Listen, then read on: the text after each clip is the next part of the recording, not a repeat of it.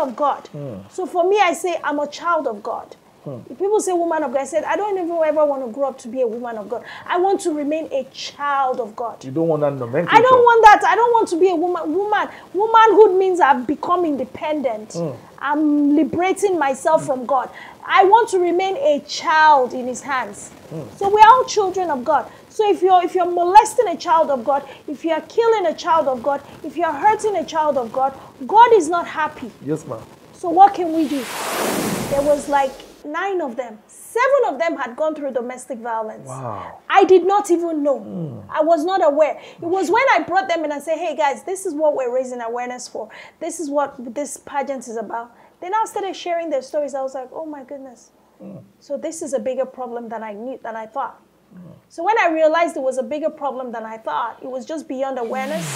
So I always educate these young kids. I said, look, you are not just a physical entity floating around here like you don't matter. You matter.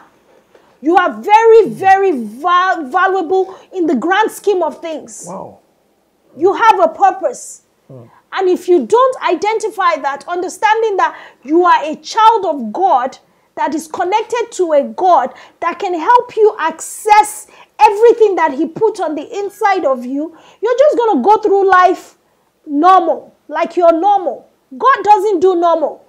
You're not normal. I know. I'm not normal. Nobody in this room is normal. We all have our gifts. So when that person is corrupted and they're doing bad and you're trying to tell them stop smoking, stop drinking, stop taking drugs, and you're addressing it just from a physical standpoint that, oh, okay, meditate or take some things and do some superficial things, and you don't let them have a spiritual awareness, transformational change cannot happen. In my office, yes, doing this is the work of God. Yeah. Restore. Let us restore the church. Let's restore the children of God back. So those young girls that are supposed to rise up and be strong leaders, the enemy will not keep them down. So all of this is one agenda. It's not anything that needs to be complicated. It's one agenda. The agenda for Satan to take away the children of God and put them in the path of darkness. And then the other agenda is God's agenda to restore us back to him. So who is going to join us in doing this restoration work? We need more honest pastors. We need more honest prophets. We need more prophets who their gifts will not be corrupted. Of course.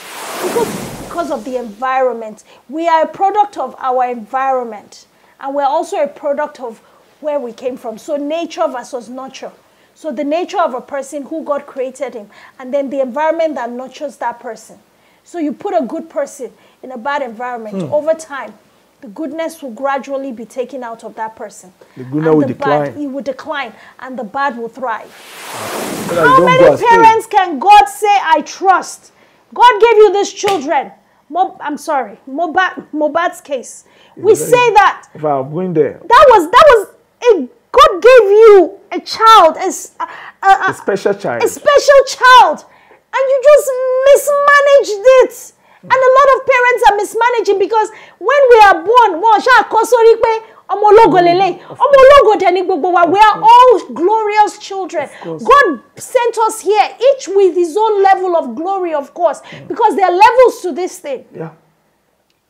And then parents will give birth to that child because it's not written on the forehead that this is going to be the next president, or this is going to be the next senator, or this is going to be the next world whatever. Or next music star. Yes. Or next football star. Then you take that child and then you just mismanage, you mishandle. And I'm not even criticizing anyone because it's easy to fall into the trap. God gave us these destinies, these precious jewels.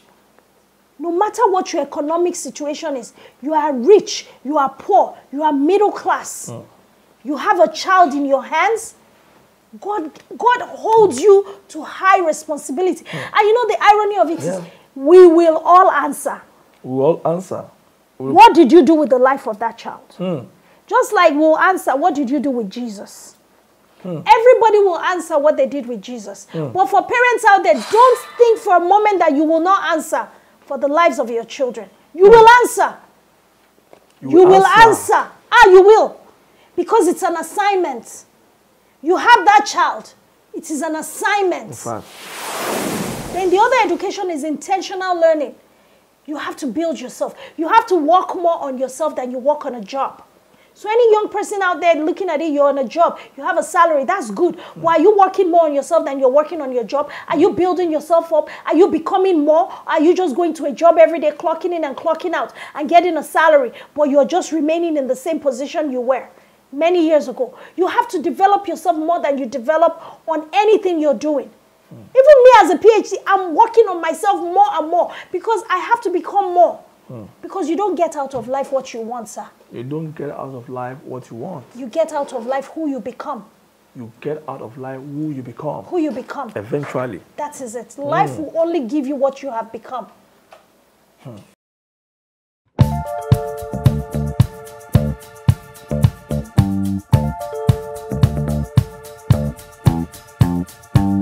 Teen domestic violence is a problem that significantly affects young people in modern-day society, making them one of the vulnerable parts of a larger society.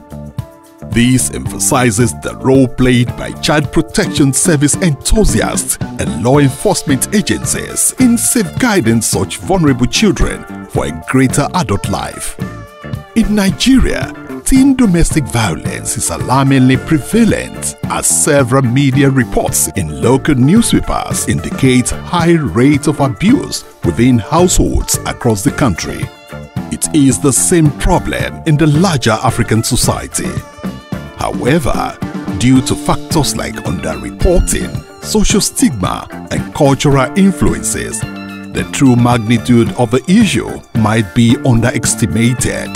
Teen domestic violence can be influenced by a range of factors such as poverty, family disharmony, stress from pressure to conform to peer group, and violence, especially sexual violence and bullying.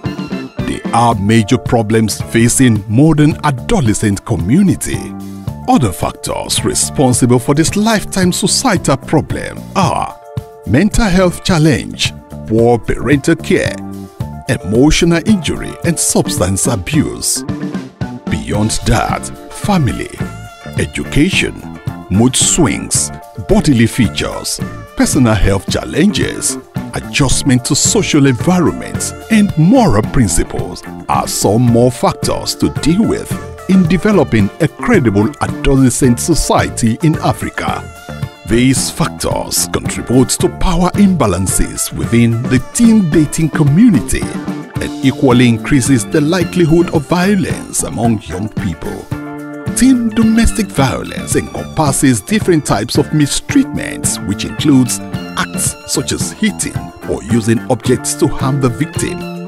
Sexual abuse, on the other hand, involves forcing or coercing victims into abusive sexual acts, while emotional abuse includes insults, humiliation, threats, and controlling tendencies. The final one is economic abuse, which entails controlling victims' finances by restricting their access to resources or withholding financial support. In trying to solve the aforementioned challenges, a keen-hearted caregiver must solve the problem of peer pressure, family dynamics, academic challenges, and identity development. What could be the dangers of teen dating in a third world country like Nigeria? The list is endless but could be limited to 4 items. Number 1 is distraction from academic priorities, because such a relationship can be time-consuming and may equally distort a student's ability to focus on schoolwork and extracurricular activities. 2. Increased emotional complexity, which is a potential for heartbreak. 3. Missed opportunity for self-discovery. And lastly, socio-political complications. This is where Honeydrop Foundation is taking the lead. The organization, which started as a non-governmental organization (NGO) some 9 years ago in faraway United States of America, is making an inroad into the African sphere of influence, visiting several schools to spread the gospel of self-discovery for thousands of teenagers across Africa, Honey Drop Foundation is fast becoming a grand mentor to several young people in a continent belabored with poor education and remuneration standard. Situated in Dallas, Texas, and established in year 2015, Honey Drops Foundation is an organization dedicated to breaking the cycle of youth domestic violence and fostering a safer, more compassionate youth community in Africa. With several teen dating violence training, teen conferences, Men Against Abuse awareness programs, youth awareness and empowerment summits, community advocate partnership events, school enrichment education seminars, and school community advocate partnership program, Honey Drop Foundation is making a bold statement that will be better understood with time. Honey Drop Foundation is guided by the core belief that every life has a value. Through the education of the youth and the creation of relevant and efficient programs, Africa can begin to experience a shift towards a new mindset that will become part of the solution to ending violence in the entire universe. Dr. OYINKANSOLA JINADU, a multi-potentialite entrepreneur and life coach, is the driving power behind Honey Drop Foundation.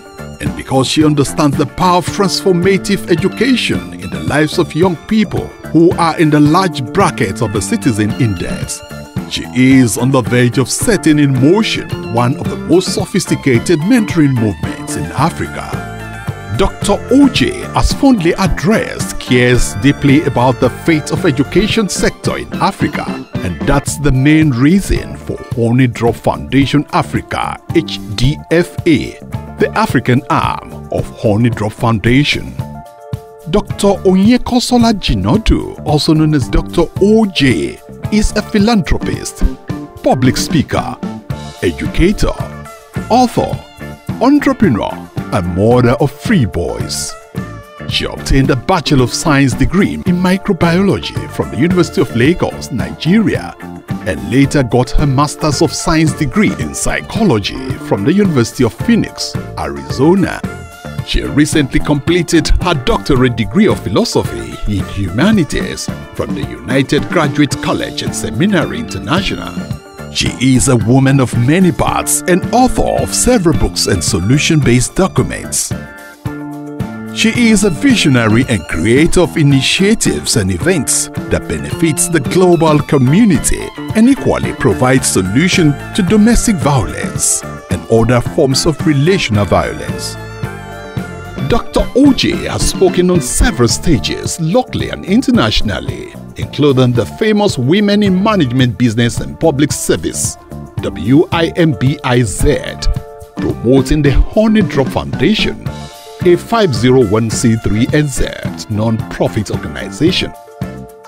She has created several models for non-violence activities. She is the creative visionary of the Beyond Domestic Violence model, a multi-dimensional training course and event-based model and curriculum that is geared towards taking a global community beyond domestic violence. Dr. OYINKANSOLA is the host of an online talk show and weekly podcast, Dr. OJ Speaks, and 60 Seconds with Dr. OJ.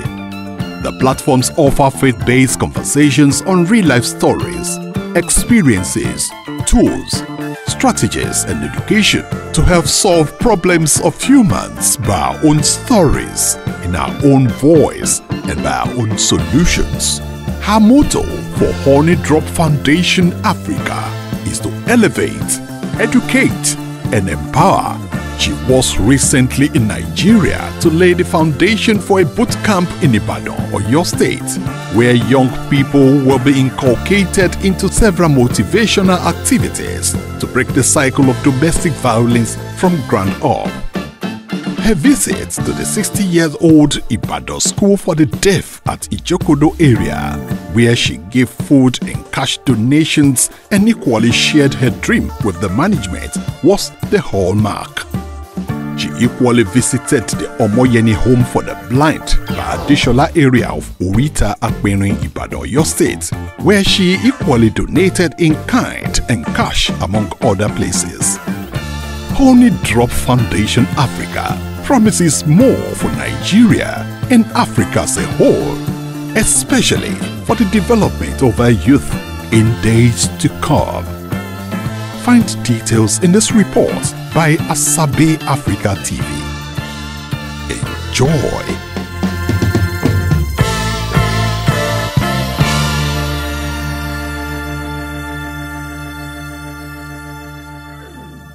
Well, today is a very special day in the life of Asabe Africa TV, as we are privileged to meet a very huge personality, a woman of impeccable achievements, a woman who cares for the goodness of Africa and for the development of our people across the world. And you can see that I'm in a very different regalia today, because it's a very, very important opportunity to speak with her and to cut into her mind and look at what could be of benefit, great benefit to humanity through her foundation, which has been in existence in the last 9 years. And right from the city of America, United States of America, down to Africa, predominantly West Africa. I'm talking about Dr. OYINKANSOLA JINADU. She is a philanthropist, a public speaker. You can also call her an orator. She's an author, entrepreneur, and mother of 3 lovely, wonderful boys. She loves to be addressed that way. She is the founder of the Honey Drop Foundation. Honey Drop is a global foundation, but right now it is coming into Africa, and a whole lot of goodies for young people. It is a foundation that has to do with redirecting young people, especially teenagers, from the normal atmosphere of trauma, getting them a very good life, and giving them an essence to live and become a happy global citizen. It is a privilege, it's an honor. Today is Thursday, the 12th of September, year 2024.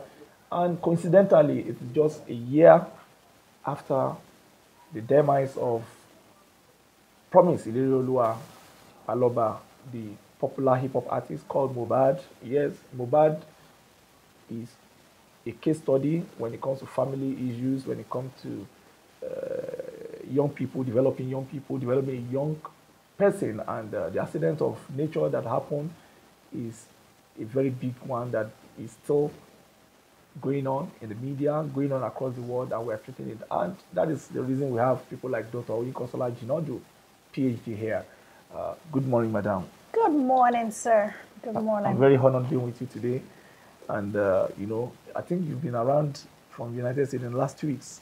So let's know you, ma. Why are you in Africa? Why are you in Nigeria, ma? Wow, thank you so much, sir. It's a pleasure being here. Okay. I mean, I've followed your channel for a while, and I'm like, you know, one day I'll get to connect with this man of God. God bless and, you. You know, everything just happened in the perfect timing, because our God is a wonderful Father. That's one thing I just have to give him all the glory for. Even just starting out this interview today, I know that this is something that God had in the works, but he worked it out in his own perfect timing. Honey Drops Foundation Africa.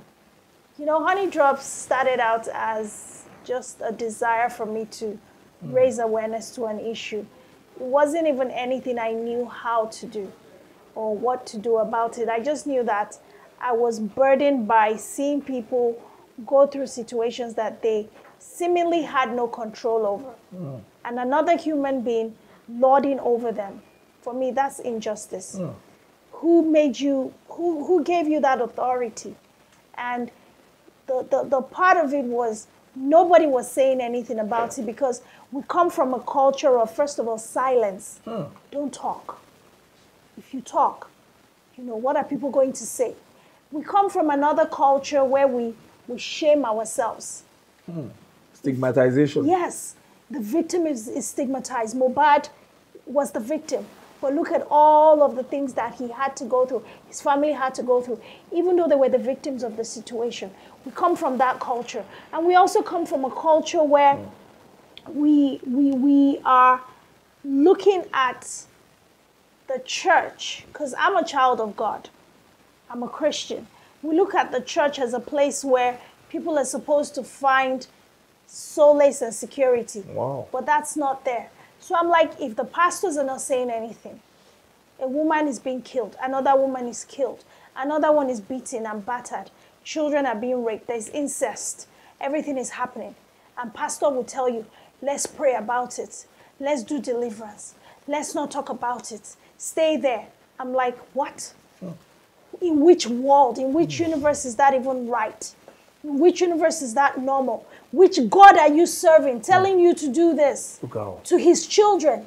Because we are all children of God. Right. I know we talk about men of God. Look, at the end of the day, we all have to see ourselves as children. As children? As children of God. So for me, I say I'm a child of God. If people say woman of God, I said, I don't even ever want to grow up to be a woman of God. I want to remain a child of God. You don't want that nomenclature? I don't want that. I don't want to be a woman. Womanhood means I've become independent. I'm liberating myself from God. I want to remain a child in his hands. So we're all children of God. So if you're molesting a child of God, if you're killing a child of God, if you're hurting a child of God, God is not happy. Yes, ma'am. So what can we do?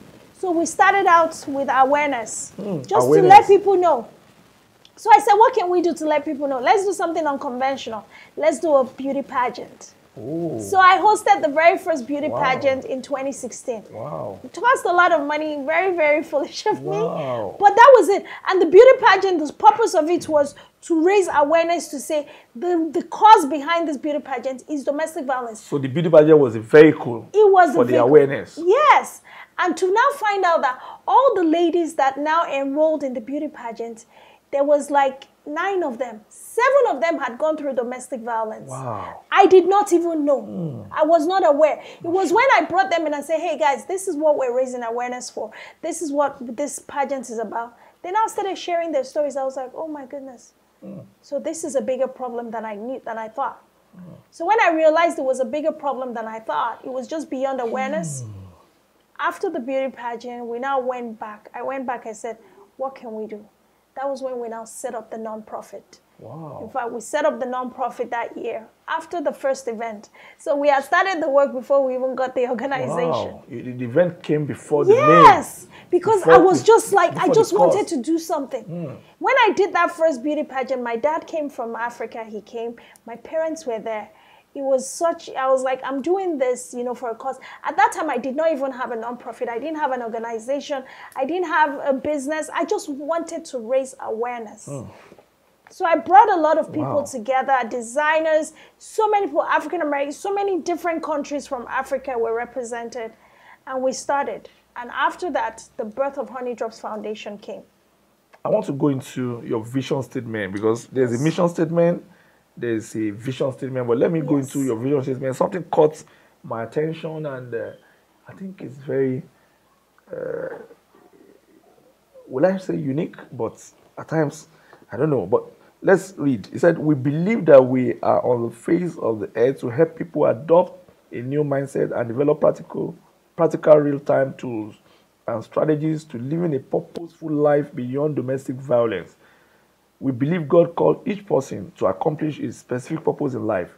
We are constantly emphasizing the importance of doing something extraordinary that the world will remember us by. We are visionaries, constantly focusing on creating initiatives that will shift the culture of how we deal with societal issues.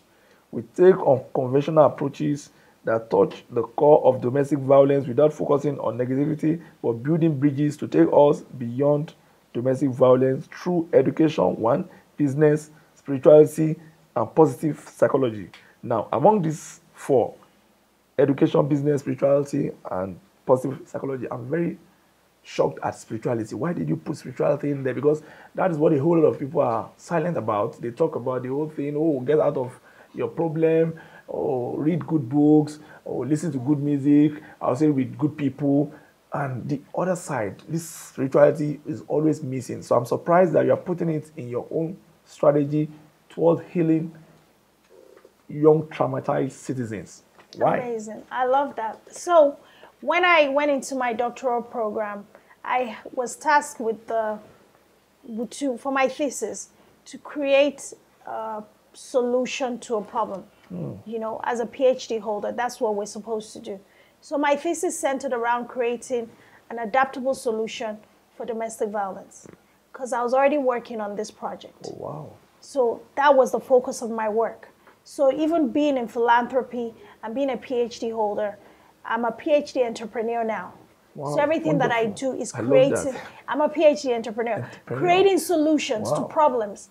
And the first problem that I really ever created a solution to was this issue of domestic violence.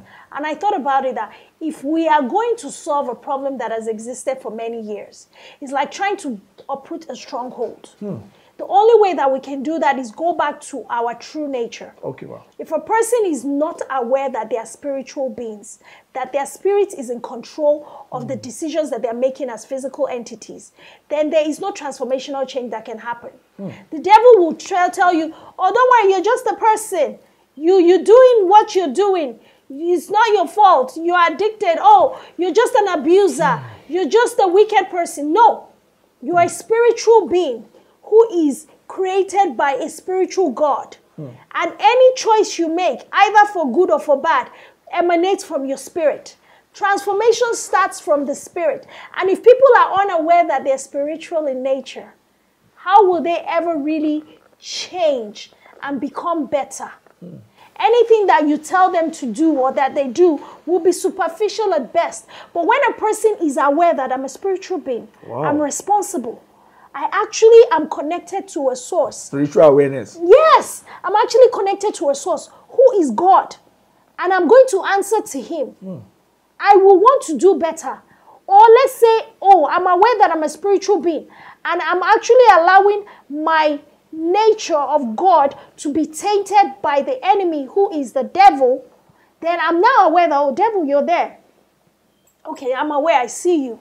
Now I can change. Yeah. But if you're not aware that the ma'am. devil is responsible for your actions, you're just thinking, oh, I'm going to do me. I'm sorry, I'm going to say something that is very unpopular. I'm going to be homosexual. I'm going to be this. Your nature is corrupted by the enemy. If you don't know your nature is corrupted, how do you know to fix it? How do you know to find solution? So I always educate these young kids. I say, look, you are not just a physical entity floating around here like you don't matter. You matter. You are very, very valuable in the grand scheme of things. Wow. You have a purpose. And if you don't identify that, understanding that you are a child of God that is connected to a God that can help you access everything that he put on the inside of you, you're just going to go through life normal, like you're normal. God doesn't do normal. You're not normal. I know. I'm not normal. Nobody in this room is normal. We all have our gifts. You're thriving in yours. You know, I asked you, I say, why do you do this? You found your purpose. You found your spirit. What your spirit was sent here to do, you found the assignment. Yes. Yeah. Most people don't have that.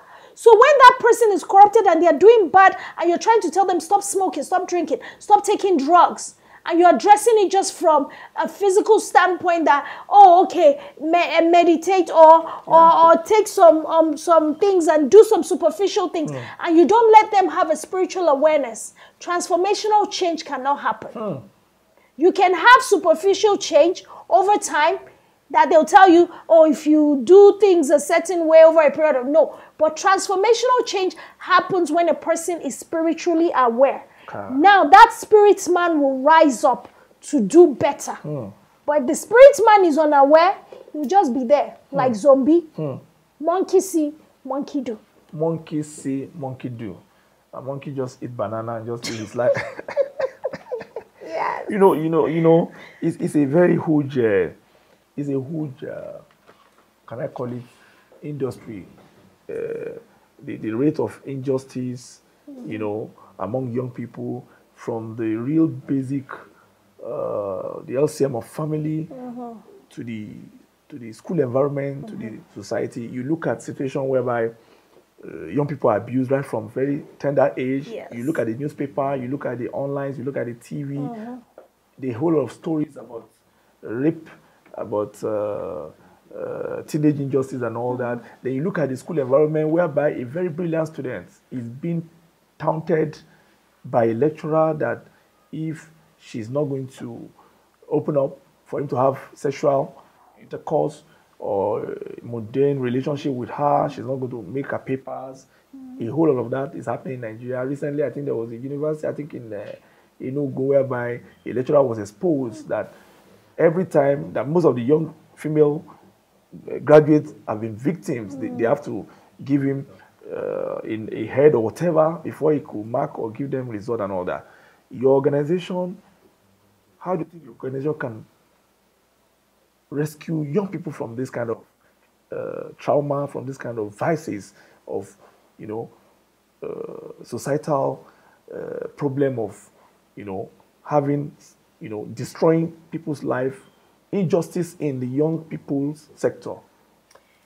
So, injustice, unfortunately, is going to continue to prevail. So let's just let it rest there. What can we do? What can we do? Each one teach one. All we can do is start by sensitizing ourselves. You know, like I said earlier, the reason why spirituality is a big component of our modules and our resources and even our strategy to creating solutions is because we believe that we have to, first of all, address the spiritual nature of human beings, period. Human beings are innately good. God created us good. Naturally. Naturally, we are innately good. But we are corrupted by the enemy. We cannot separate social issues, social injustice, and everything else from domestic violence to rape to abuse, because lecturers, that is abuse, sexual abuse. In fact, that's very rampant in Nigeria. Yeah, sexual abuse. Most of the educational sectors, the educational centers in Nigeria. We cannot separate that to just the lack of spiritual awareness. These lecturers are already tainted. Honestly. A lot of them, their spirit is already corrupted by the enemy. That's just the only way to say it. A lot of them are possessed. When we look at, you know, and you know, it's so, it might be very weird to say she's doing non-profit. Why is she talking like a pastor? But like I said, I'm a child of God. Everything that I do, it's all inclusive. We cannot separate the work that we're doing from God's work. It's really understanding the heart of God for humanity. That's what pushes this every day. Understanding that the heart of God for humanity is his children need to be restored back to him. God is not happy that people are broken and they are traumatized and a little child is being raped, and that child's life, the trajectory is shifted from the course that God set it on. This is the path. And that child's life is taken in a different direction. You know why I asked you that question? Because you look at the honey drop itself, you look at, you see, number one is youth teen dating violence education and empowerment programs. Then number two is female youth leadership development training and mentoring programs, along with our other existing programs. So, you know, you look at it that it's something that we need to look into, because you look at the girl child right now in this civilization, now in this era we are now, the girl child is now growing up to become a bank MD. The girl child is growing up to become a famous international flight, a pilot. You know, you have a lot of young people, female flying jets around the world now, and they grew up just from ordinary people. The girl child is becoming the owner of big corporations. So when you look at the lowest rung of the society, you look at the lecturer trying to pollute, trying to destroy the life of a young educated person who is very, very great upstairs. So you cannot just take it out. Exactly what I'm saying. The enemy, God created us good. God has set a destiny. Look at what you just said. Now the women, it's the time of, you know, women are doing great things more than ever before. But imagine a good number of those young girls, they are corrupted.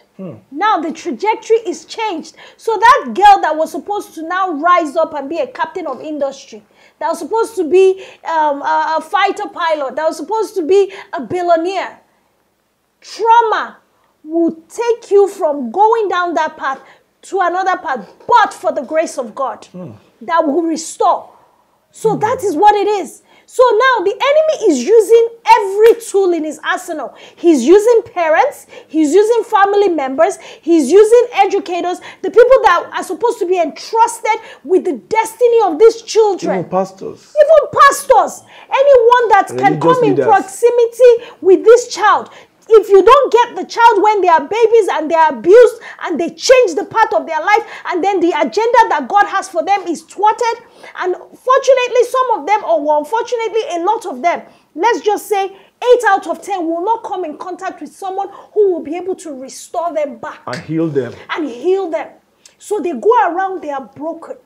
We have a lot of broken people. I know. Broken people marrying broken people. And then broken homes are coming from those broken relationships. And we are breaking each other, and we are breaking each other, and nobody is restoring. But you know, there's a part in the Bible that says, restore, restore. When Prophet Jeremiah was shouting, who will restore? Because God is looking for who is going to come and restore back his people to him.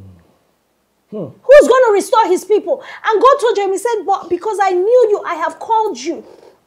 Before you were formed in your mother's womb, and I appointed you a prophet unto the nations. Every one of us, in your own office, sir, you are a prophet.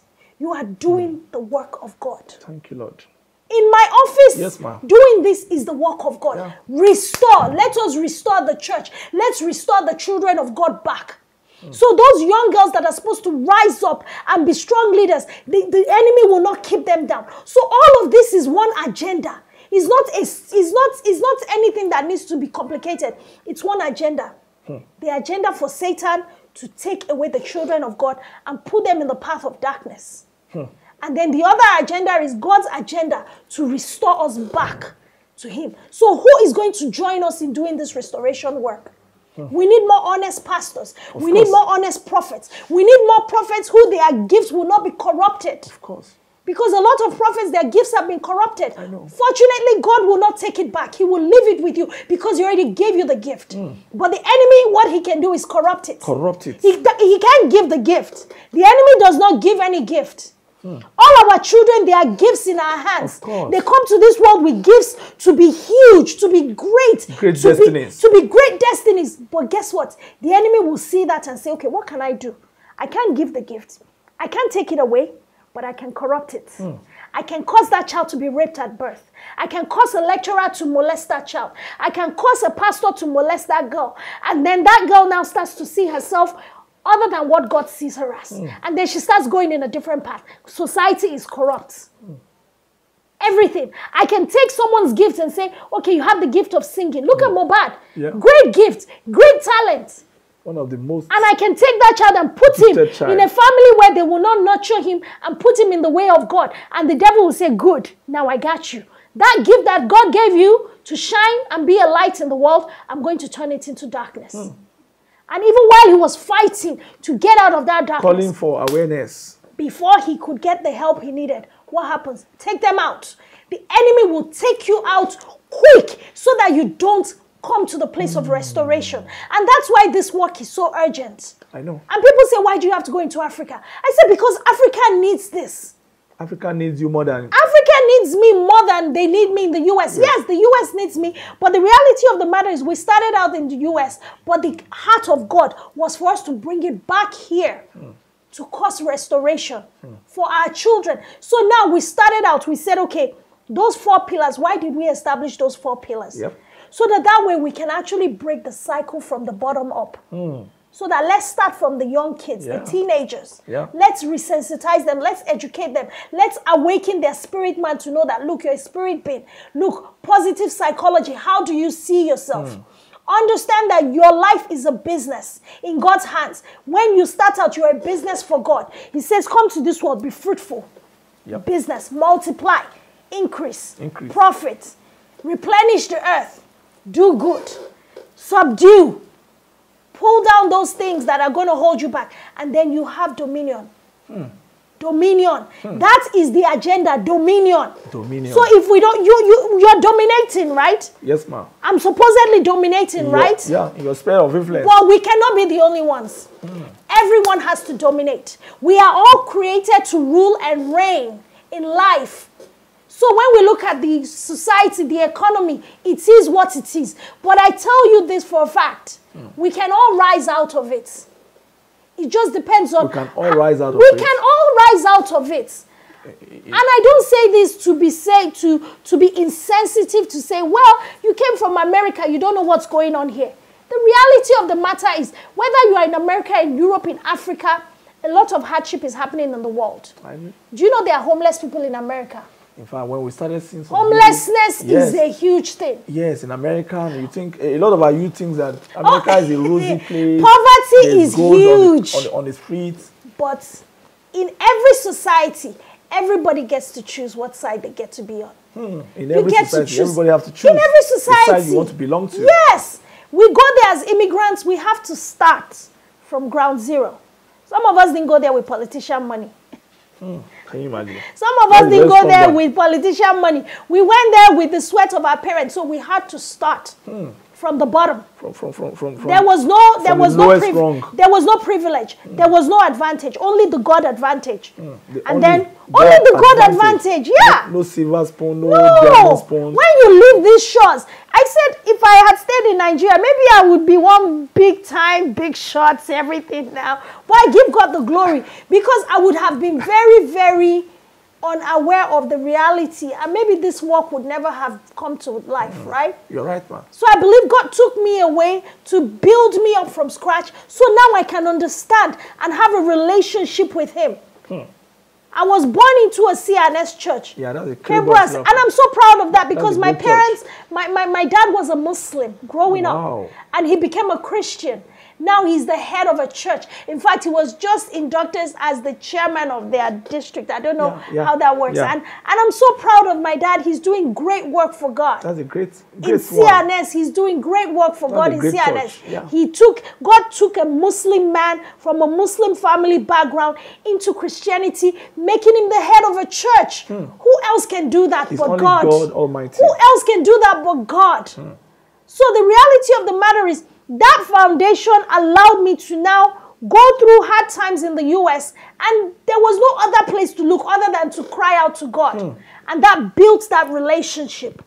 And God started to teach me by Himself how to walk with Him, how to get to know Him, how to understand that I have access to Him directly. And I have a mission to accomplish in this life. And that's really what it is. So when we look at the problem, it's the agenda. Let's take it back. Satan has an agenda. God has an agenda. So now you're going to choose which side are you on.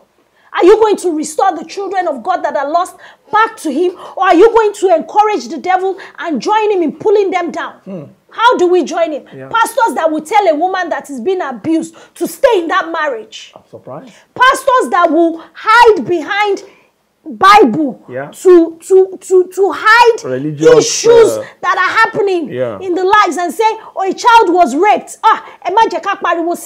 Let's not say it out. Let's handle it under the thing. Or pastors that will rape church members and then the church will collaborate and cover it up. That is you fulfilling the agenda of Satan. But we are called to restore. To restore. Who will we send? To refill. When God said, who will we send? Everybody was quiet. And do you know, God Himself said, okay, if nobody will go, I will go by myself. These are my children.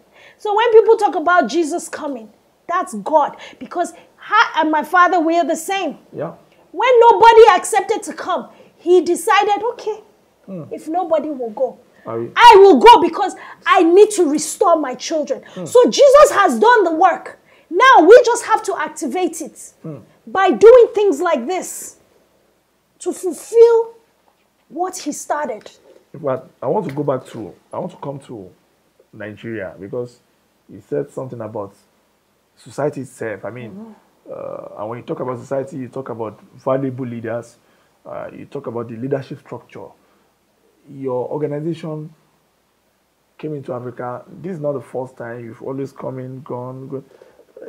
There was a time I learned that you went to Mushin and some other local areas, and just in the bid to create awareness and to elevate God purpose in young people's life. But when you look at our political class, what comes to your mind? When you look at it, do you think they understand what you're talking about recreating the mindset of young people, take them out of their traumatic situation? When talking about traumatic situation, it's not just young girls alone. Yes, we have young girls that have been abused, but also young boys that have been abused. Maybe thrown from one family to the other, yes. Fatherly negligence, motherly negligence. The case of Mohbad, which is just 1 year today, is a primary aspect of the discourse. So when you look at our politicians, when you sit with them one-on-one, what comes to your heart? Are you afraid or are you happy for Nigeria and the young people industry in Nigeria, especially the teenagers? I would say, at least in my own experience with a lot of the leaders that I've come to encounter in, the political scene, and just reaching out to them, meeting with a lot of local government chairmen and state government officials and things like that. A lot of them are very unaware. They're very unaware of the realities of this situation, not because they don't mean harm. But you know what we need? Are you sure they don't mean harm? Wait, here's how I say they don't mean harm. Okay. We only know what we know. That's it. And what they know is what they know. These things are things that to them is not anything bad. Because over time, they have become attached, and they become, how do I put it? They become immersed into the mindset of thinking it's okay. Because of our culture, because of the environment. We are a product of our environment, and we're also a product of where we came from. So nature versus nurture. So the nature of a person, who God created him, and then the environment that nurtures that person. So you put a good person in a bad environment, over time, the goodness will gradually be taken out of that person. The goodness will decline. It will decline, and the bad will thrive. I understand. So in this society, you're talking about scientific sociology now, the science of the sociology. Yeah, the psychology of a person, how a person develops. So when we look at our politicians, they're a product of the environment that they've developed in. They're politicians. They're out there for their own agenda. Not that it's bad, but at the end of the day, allowing them to understand that you have to realize that these children that we have that are supposedly coming up as youths, they have a lot of trauma. And a lot of them did not even understand what I was talking about. They're like, what is that? Can you imagine? They didn't understand it. And I wasn't offended because I expected, in fact, I was shocked initially. But they are elected to solve some of these problems. I was shocked, but when I now realized that it wasn't just one person, it was like the first person I spoke, and this other chairman, so I'm like, you people don't think this is... So I started asking the question, what do you think is responsible for the high rate of teenage pregnancy in your constituents? The joblessness, children dropping out of school, the ability that kids are going into this random acts of violence that they're doing. What do you think is responsible for that? When you ask most of those children, 9 out of 10 times, they've been abused. Yes. They come from families that are, just probably not formed. A lot of them have to be raised by family members or even strangers because of socioeconomic problems, which is not their fault. You can't blame anyone. So what can we do to correct it? And that's why we choose, like I said, if you read there, we choose not to focus on the problem because we've already identified what the problem is. We choose to focus on solutions that would help bring out our youth. So where do we start from? We have to educate them. Education is power, they say, right? Knowledge is power. Yes, but not really. Knowledge is half of the power. Applied knowledge. Applied knowledge is what gives you power. Okay, applied knowledge. Applied knowledge is what gives you power. Because when you come into the knowledge of it, Africa is Nigerians, let me just say, Nigerians, give it to us. In America, we're top 4 most educated people at the highest level. Top 4. When you look at data. The medical industry. Top 4. We have all the PhDs. Industry, we have the doctors. We have the top 4 in the United States. So does that reflect on the society here? No, it does not. Because we're just we indoctrinated to learn. You go to school. Can we go to school? Where we like to learn, but are we applying what we're learning though? Are we applying what we're learning? That's the thing. So that's where we want to come in. And that's why, look, addressing, again, the spiritual and the psychological. And then we now embed the education and other tools of empowerment. Then we see transformational change. But if a person does not, first of all, believe that they can rise out of poverty, if a person does not believe that even though I was abused and traumatized, I can heal and be better and do better and actually become everything God created me to be. Because first of all, I am spiritual. My spirit is strong. You know, someone said that there is nothing that can stand against the will of a man who is set on an intent to win. Nothing. And where does the will of a man come from? His spirit. I agree. It doesn't come from the... So when the youths are saying, there's no job, the government is not helping us, the economy is bad, I hear you. You are right. That is the reality. But your spirit has to rise out of that. Your spirit has to rise out of that. There is nothing that makes it easy for me to fly from the US and come here and leave my children and sacrifice my personal resources to do this. There is nothing that says it is easy. Comfort is good. America has everything I can ever need. I can live there and just forget about Nigeria and just be very comfortable, extremely comfortable. And I do live a comfortable life. I was even come to that. Yes, I know. But the reality of the matter is, my spirit keeps telling me there is more. There is more. There are thousands and millions of children that need to be restored back to the plan of God. Take them out of the devil's agenda. Poverty is a devilish agenda. Killing young people unnecessarily is a devilish agenda. And until we begin to see the problems we're facing as a spiritual problem, not a physical problem. Of course. It's a spiritual... I think that spiritual aspect is what is really mixing. When, you know, before the interview started, we spoke about this, and I asked you that why, when I look at your beautiful programs here, your core beliefs, and the mission and the vision statements, I was very impressed that you indoctrinated the spirituality into the development issues like positive psychology. I mean, a lot of young people don't even have positive psychology. On the street, you have a lot of embittered young people. You know, your car runs into a dam. You expect people to be enthusiastic to help you pull it out, and they say, you know, the first thing that comes in is there's no humanity. There's no humanity.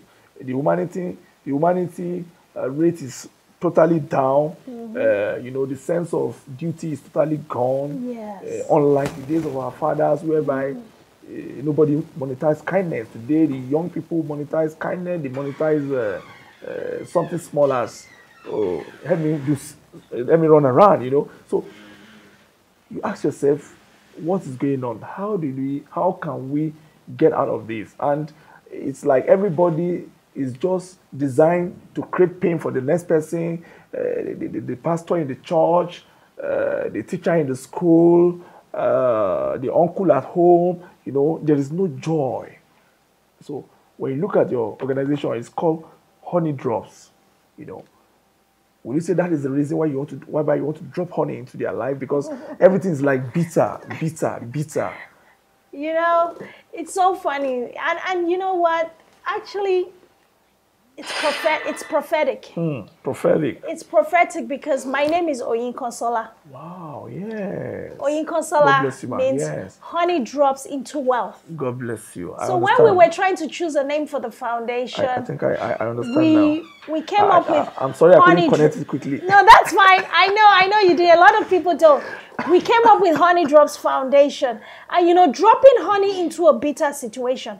In fact, it was years later that it now made sense. Like, that's why we redesigned the logo. This was not our first logo. We redesigned the logo. And you see the drops of honey. Dropping honey into a bad situation is bringing something good. From ashes to beauty. From ashes to beauty. Bringing something good out of a bad situation. Teen dating violence is a thing, you know? Because within those teenagers, they've been indoctrinated to see social media. A lot of things have played a role in making them think that treating each other badly. Yeah. Cyberbullying is part of it. Yes. You know, shaming one another is part of it. Engaging in negative relationship practices is something that has become normal, which should not be the case. And that is what we really want to change. Yeah.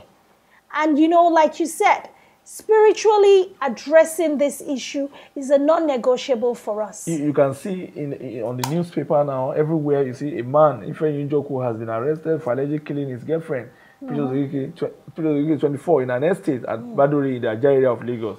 This is as far as 2 years ago. Then you see another one man arrested for allegedly killing ex-girlfriend in Lagos. Then money ritual, young man kills his girlfriend in Lagos, sleep with her corpse. You know, there's a whole lot of terrible situation. Lagos youth kill girlfriend, sleep with corpse for 6 days. You know, man allegedly murders his girlfriend and then himself in Lagos. You see a whole lot of terrible stories in the media. And recently there was a girl that was being searched for on the internet, and the boyfriend was also part of those who was putting money down that they should search for her, selling prayers online and it everywhere. was the one that killed her. It was the one that murdered her. And they said the guy has murdered his own sister before. Jesus. He has done a lot of therapy. And if you look at the guy, very young, very humble, looks so gentle, and you ask yourself, where did we get this kind of wickedness? Is it from home or from the society? Then you look at the area of economy, because your organization is also about economic empowerment. You ask yourself, is it that parents are losing their role to mentor their children? Or because you look at the parents, some of them are running around, they want to make ends meet, the father has gone to the work, the mother has gone to the shop. Then by the time they come in the night, maybe the child is handed over to a nanny or to a stranger that cannot properly indoctrinate parental care. Then you look at the church is talking about cathedrals. There is no proper, in those days when we were young, the Sunday school was like the ultimate in the church. When you get to church, they take you to the Sunday school, and everything you learn about the Sunday school instill fears in you. You're afraid of your parents, you give them, you revere them. But today now it's like the church is also akimbo, the parent is akimbo, then the school is even no go area. A lot of young people go to school today, they end up being caught, some end up being pregnant. So do you think this is a huge tax for you and your likes that want to take headlong into this campaign? So one of our pillars is education. Yes, education, yeah. So when we break down education, my very first book, Living Beyond the Norms, Breaking the Cycle from the Bottom Up, that was my very first book. All my books. You wrote that one? Yes, sir. All my books and resources are available on Amazon. Okay. So that book addressed these 4 pillars. And I talked about education as not the primary, secondary, higher institution education, as a continuous state of learning. Education starts from the home, from the family. Let me tell you a story about a friend of mine. She's in the US, and she's a mom, and she has a son. I mean, she just has a son. He's 2 years old, and she's in a wonderful career path. You know, if I tell you what she's doing, a lot of people will know who she is because we're very close. She's doing really well. She's one of those high-flying females you mentioned earlier. And I said, sis, this is one thing I'm going to tell you from my experience.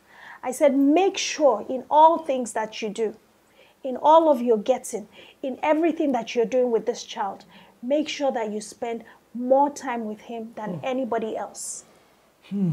Make sure you spend more time with him than anybody else. And that includes school, that includes sports, that includes any other thing that we want to put our kids in. A lot of children, their kids spend 20% of time, or maybe even 10% with them, and 90% with strangers at school. They put them in activities. They're spending with babysitters, house helps in Nigeria, nannies, all these things. Then where comes the role of raising a child? I'm a single mom. I had to learn this the hard way. And in the past 2 years, God just took me and said, slow down, slow down. Your children need you. I didn't realize that was that was one of the reasons for the slowing down in business. Can you imagine? Was for me to be able to spend more time and be available and be there. Like, even today, my kids, I mean, if not, I'm sure my phone will be ringing. They would call me before they leave for school. Mom, we're heading out for school. Because I was able to now curate that culture. When they get back home from school, Mom, we're back from school. They'll tell me about their day. It's probably like 11 midnight here, you know? America, yeah. So we'll do that. After 10 here. Spend more time with your parents. You know, the Bible, there was a part in the Bible where God spoke about Abraham. He said, I trust my servant Abraham that he will teach his children my way. I trust my servant Abraham. I trust. He will indoctrinate. Yes. Show them that way. Show them his way. So how many parents can God say, I trust? God gave you these children. I'm sorry, MOHBAD'S case. We say that. If I'm going there. God gave you a child, a special child. A special child.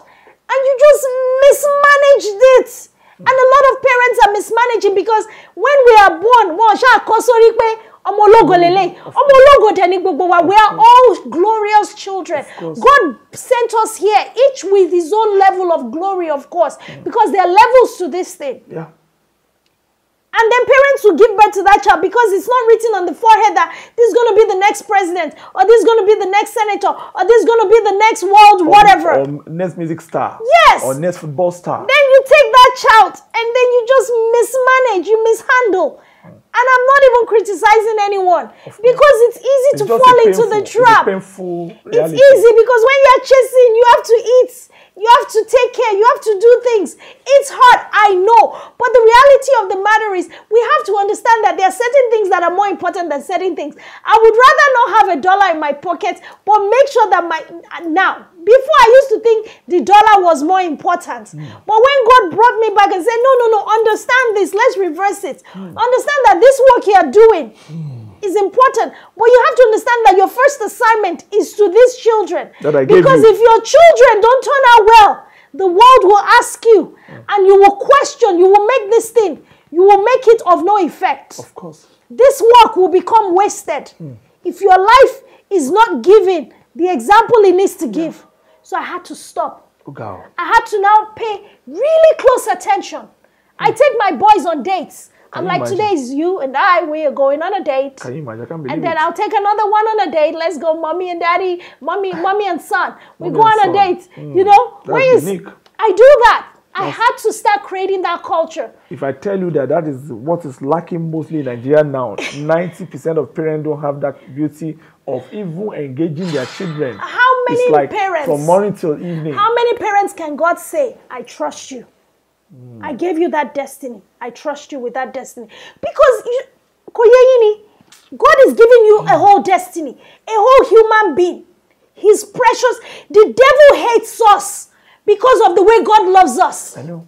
The devil hates human beings because of the love that God is like. What is all? David said, who is man that you are mindful of him? The Son of Man, that you care for him so much. Here today, gone tomorrow. But God is like, I am fully invested in you. I don't care if you are here today, gone tomorrow. I am fully invested in your life. I am very intentional about your destiny. Now, parents will get that destiny. They will get 2, 3, 4. Some of them will get all that. And they'll be like, oh, okay, house girl, you take this one. Driver, you take that one. Teacher, you take this one. Instructor, you take that one. Ah! How many parents can go? And I told my friend, I said, make sure. She said, Doc, why are you saying this? I said, because I've come to the realization that no matter how successful we are, our biggest success will be measured by the outcome of the lives of our children. No matter how much money I have, no matter how much the world is saying, Dr. O, Dr. O, Dr. O, if my children don't see me and say, Mommy, or if my children cannot run home every time and say, I cannot wait to see my mom, I cannot wait to go home. If my children grow old and they are waiting to leave, they are not looking forward to coming back home, there's a problem. That's why we have teen dating violence. That's why we have abuse. God gave us these destinies, these precious jewels. No matter what your economic situation is, you are rich, you are poor, you are middle class, you have a child in your hands, God holds you to high responsibility. And you know the irony of it is, we will all answer. We will all answer. What did you do with the life of that child? Just like we'll answer, what did you do with Jesus? Everybody will answer what they did with Jesus. But for parents out there, don't think for a moment that you will not answer for the lives of your children. You will answer. You will answer. You will. Because it's an assignment. You have that child. It is an assignment. In fact, it's not easy though. It's not. I'm not saying this to say, oh, she has it off. I am a single parent, so I don't have it figured out. I am not having it easy. But I know that in the hardness of the matter, I have to see it through. I have to see it through. Because over my dead body will my children be abused. Over my dead body will they enter into anything that I cannot manage myself. God will help me. Like I tell my children, I say, look, if you're doing, my children are not perfect. I tell them, I say, look, this behavior you're putting up, look, listen, me, your parent, I will tell you what the right thing is. If you choose to go the other way, I want me to Benny, you have been able to ascertain yourself. Because I cannot control you. As an adult, yes, you get out of the teenage. Yes. You become your own man. Yes, but I can at least set the foundation for you. Put you in the house of God. Teach you within the home. Every day, read the Bible. What is this Bible telling you? What are we reading in the world? What do you understand? The first part of education, yes, the home. It starts with the home. The home. That is the education. Then they get educated from the outside. Then the other education is intentional learning. You have to build yourself. You have to work more on yourself than you work on a job. So any young person out there looking at it, you're on a job, you have a salary, that's good. Why are you working more on yourself than you're working on your job? Are you building yourself up? Are you becoming more? Are you just going to a job every day, clocking in and clocking out and getting a salary, but you're just remaining in the same position you were many years ago? You have to develop yourself more than you develop on anything you're doing. Even me as a PhD, I'm working on myself more and more because I have to become more. Because you don't get out of life what you want, sir. You don't get out of life what you want. You get out of life who you become. You get out of life who you become. Who you become. Eventually. That is it. Life will only give you what you have become. Let's go back to Dr. OYINKANSOLA JINADU. You know, I mean, I'm so afraid when I look at your resume, I look at your citation, and I'm like, where in the world did you get the patience to accumulate? I think your first was microbiology, University of Lagos. Yeah. Then you also went into psychology. You studied a whole lot of, you know, how did you get that temperament? Where did you get the temperament, the strength to keep going for education, keep, rebuilding yourself? I mean, a lot of young people or young women or octane women of your age will have just